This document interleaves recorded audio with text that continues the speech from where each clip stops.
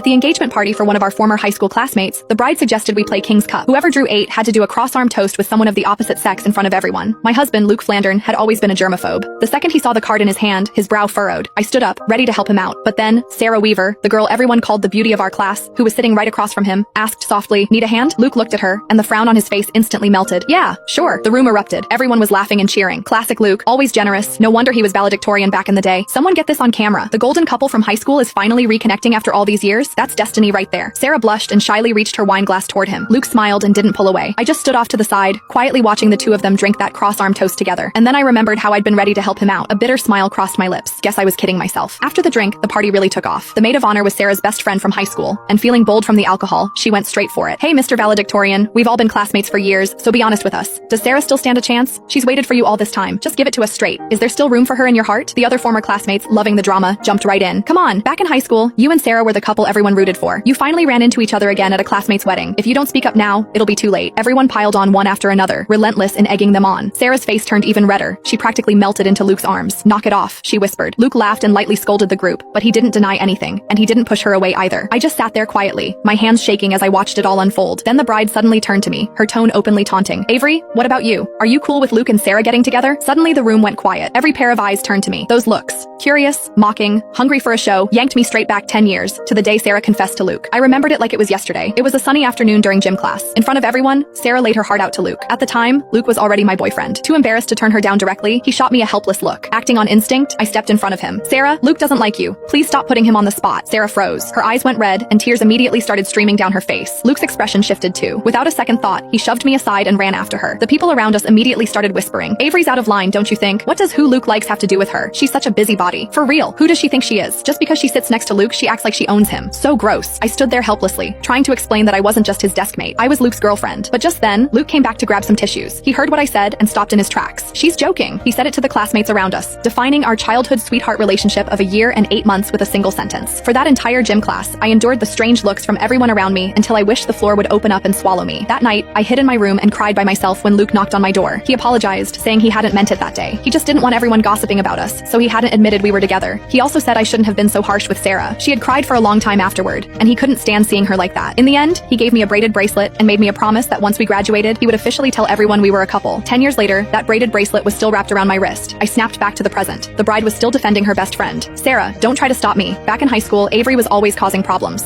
If she hadn't gotten in the way, you and Luke would have been together ages ago. You never would have had to wait this long. Avery ruined your happiness. Today, I'm getting to the bottom of this. Avery, answer me. Do you support Luke and Sarah being together or not?" The bride glared at me aggressively as the